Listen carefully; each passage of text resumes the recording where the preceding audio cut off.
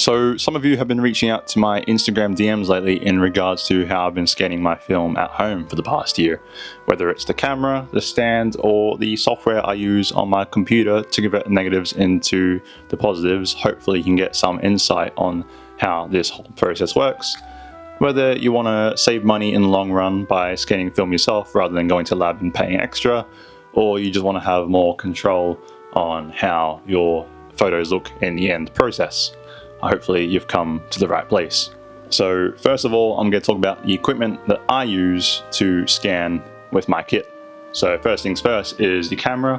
This is a Fujifilm X-T4. It is a mirrorless camera, APS-C sensor, has not disappointed me at all. I use it for street photography as well as scanning with my film kit here, and I've been using it for every single shot I've scanned on film. If you've seen my Instagram, you know what the results look like, and thus far has not disappointed me. Attached to the camera is the K&F Concept adapter, and with that is the Nikon 55mm macro lens. I bought these two together at Shinjuku from Kitamoto Camera last year for roughly, let's say $100, $100 US, and has not disappointed me at all. It is a very good lens for its price. The next thing is the stand itself. This was from Negative Supply. This costed me around $299 US, by the way.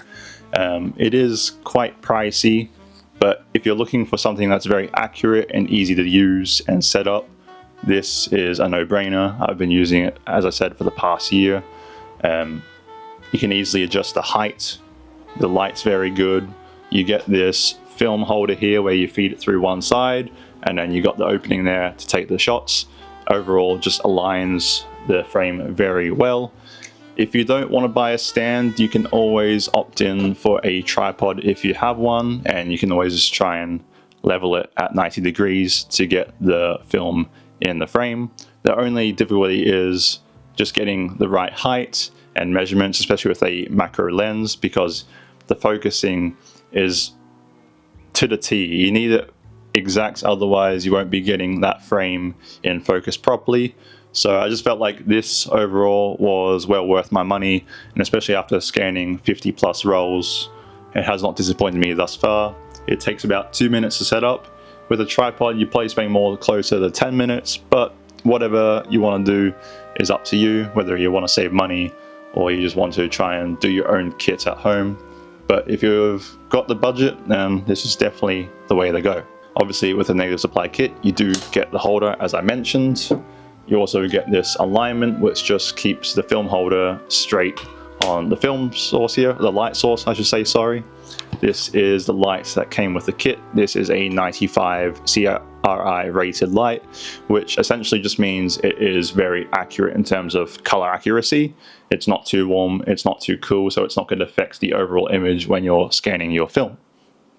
I do know Negative Supply have made a newer kit recently. This is the basic kit that I bought last year, but now if you go on the website and look at the basic kit, it does look slightly different just because of the nature. It is 3D printed, so I think they've changed the design of the holder as well as the light source itself, and the stand have slightly got newer features or new adjustments on them, which might make it a bit better for you now to buy. And disregarding the kit, the other things you may need are some gloves. I use cotton gloves. So I just use some basic cotton gloves that I bought off Amazon. These were purely for photography purposes, so I think it does the job. It doesn't leave any lint on negatives, and it just keeps you from putting fingerprints and oils when you're touching the negatives themselves.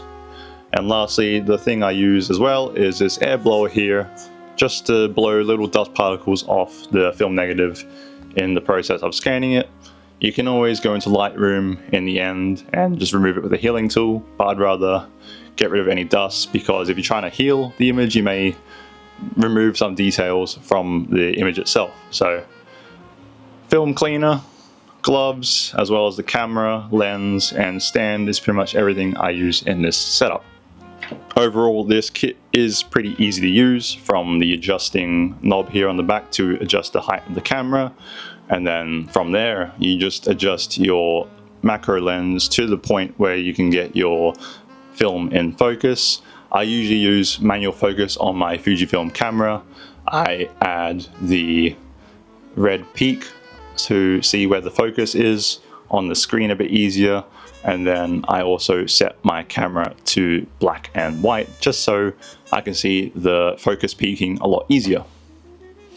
As for the settings in terms of exposure, I do set the ISO at its lowest on the camera, which is 160 for my Fujifilm X-T4, and I set the shutter speed to 1/4 of a second, which is pretty slow.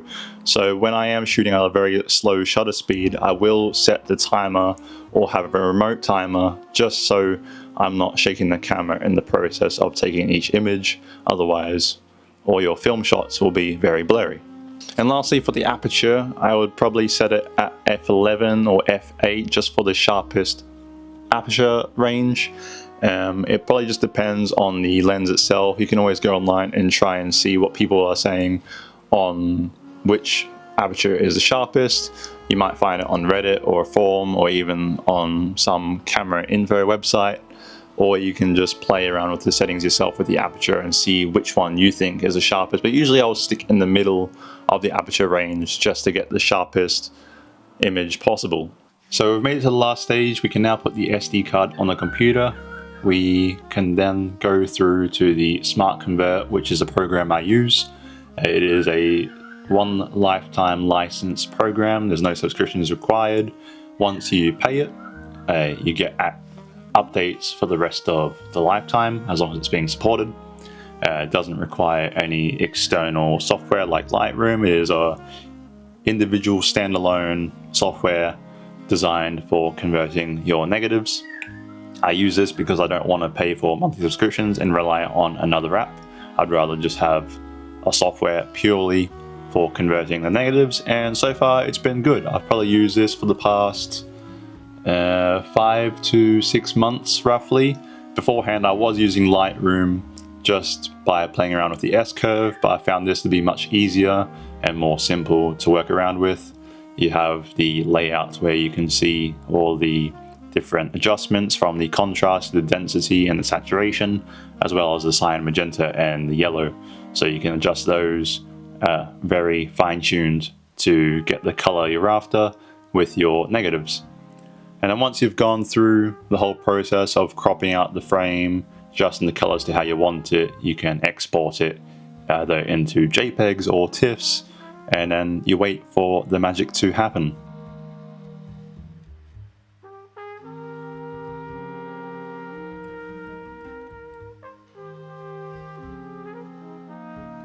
So that is the whole process. Hopefully you guys understood everything throughout the process, from setting up the stand to the camera settings, as well as the simple coverage of the software I use. I know it's not very in-depth, but I just want to show you bits and pieces throughout the cycle of me doing my film scanning at home. I could go more in-depth one day, but I just wanted to keep this as a quick, simple overview to show you what gear I use, as well as the software and the results I get from it. If you do enjoy this kind of content, be sure to subscribe and let me know in the comments down below what you think of this video. I feel like I'm still new to the YouTube realm and making content. I'm content with my level of quality, but I feel like I can always up myself a bit more and talk better, but I'm still not used to talking to the camera yet. But bear with me. Hopefully in due time I'll be more let's say fluent to talking to the camera. But if you enjoyed this video, be sure to drop a like. I appreciate your comments if you drop any, and be sure to subscribe if you do like my content. Yet again, thank you for watching this far, and see you around.